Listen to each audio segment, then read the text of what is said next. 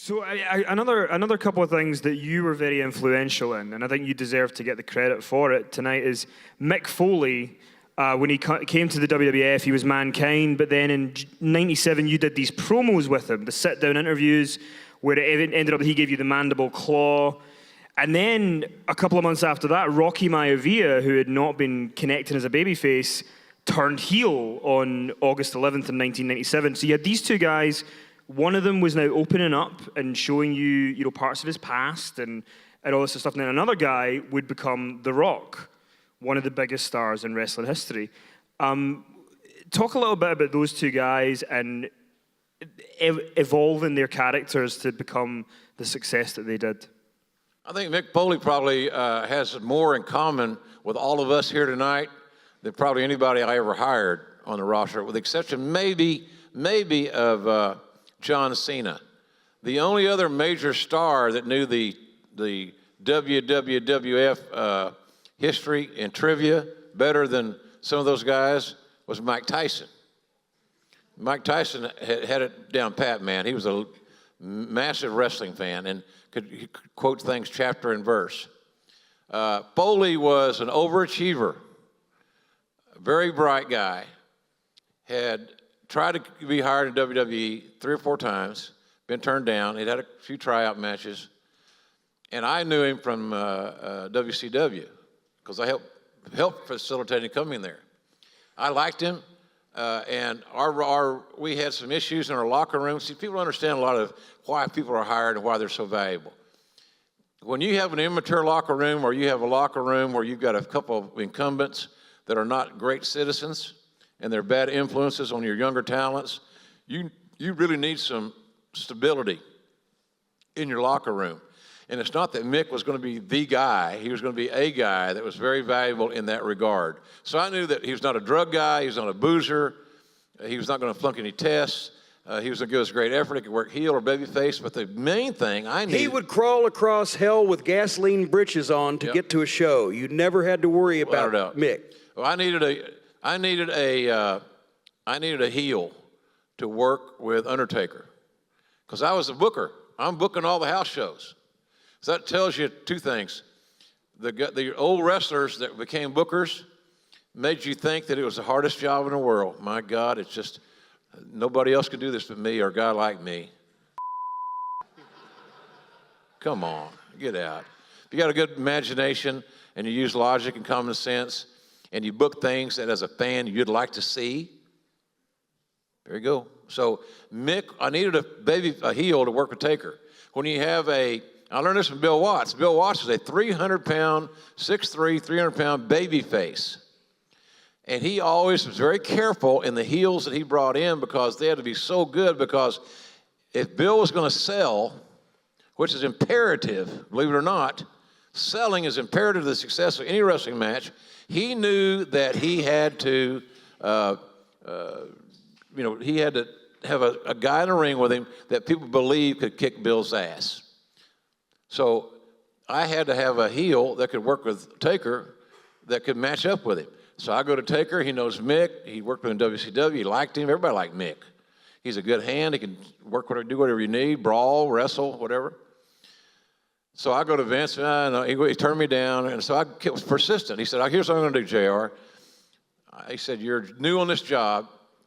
I'm going to let you hire Mick, so you'll understand what it's like to get your heart broken.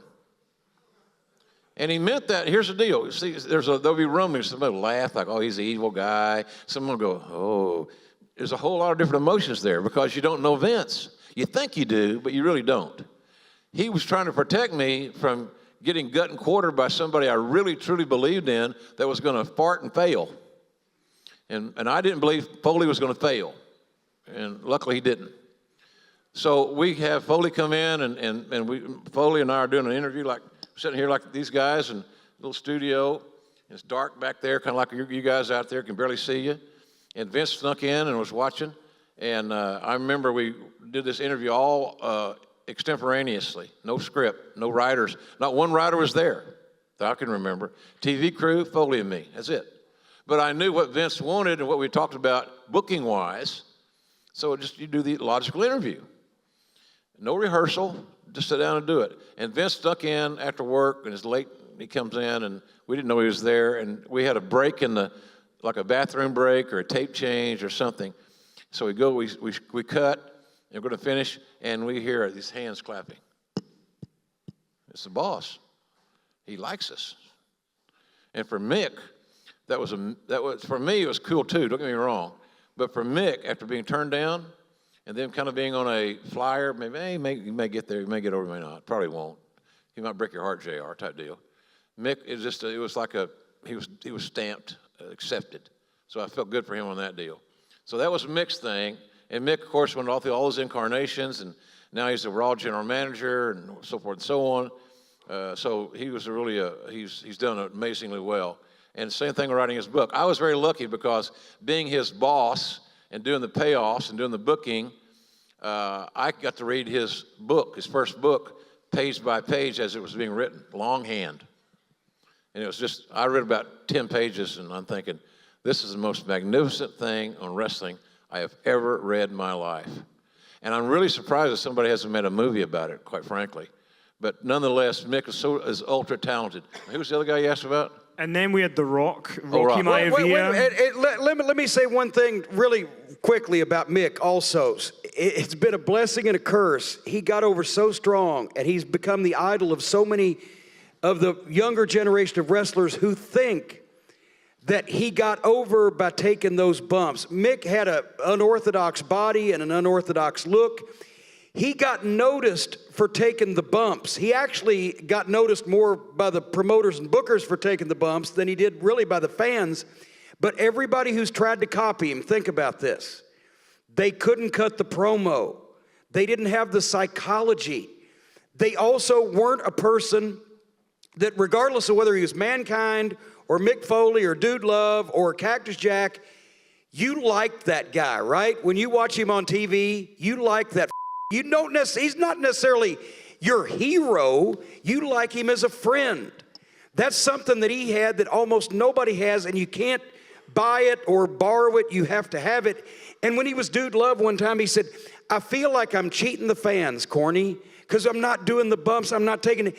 It had gotten to the point where I told him, I said, Cactus, now the people like you so much when you take those bumps, they don't pop and go, wow, they go, oh, I hope he didn't hurt himself. It was almost the point where they had sympathy in the wrong way. They didn't want to see that happen to a friend of theirs. And that's natural. So he wasn't just a one-dimensional hardcore guy with thumbtacks and his ear gone. He had psychology. He was one of the best promos in the business. He was a likable guy, and it translated through the TV screen. You could tell he was somebody you wanted to be your friend. And the people who've just copied the bumps, they don't get why Mick Foley was so over.